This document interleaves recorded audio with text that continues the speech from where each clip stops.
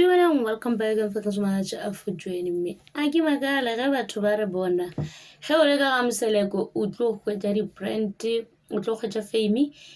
o tlo popularity tlo ba entši jwale ke re wow mara tirelo yena se ke se bonang ko o tsene ka ga moseleko ka ga lerato ke bona o ka re o rata mpumelelo gomme ra mo lebogiša yena tirelo ka ge e le gore go sa tšwela pele le di-brand ke bona adverta ntho ya Native Child a bolela gore meriri ya gagwe e feleletše e le mo e leng gona ke ka lebaka la gore o ba berekiša di-products tša bona gomme di mo swere gabotse ebile di mo tšwetše mogola ka ge e le gore ka morago gore a be le ngwana o tekgweditše a le ka mokgwa e leng gore ga a tukušiše gomme a starta fresh gane jale meriri ya gagwe e godile e a kgahliša mpumelelo le yena o mo fa support ya e tlhokang pele ra bona gore bona ngwana o ithutile ka September o tšwela pele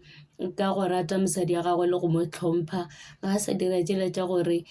tirelo ke bubese ga tsamaye ke tau ya leloko la Juda gane jale ga e sa le tau ya leloko la Juda ke Mmakale o e leng gore o a ratega mmola le yena bubese le go Steven Moseleko yena mpumelelo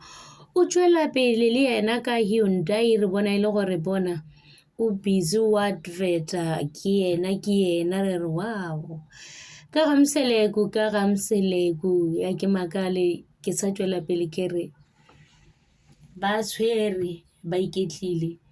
ke bona go bolelwa ka bona ngwaga ka mokana ke ba Moseleko a ke Makale ge le gore di-brand di a ba lwela ke jalo tšeo tšantere. Thanks so much for watching. Please don't forget to try, comment and subscribe. Tada.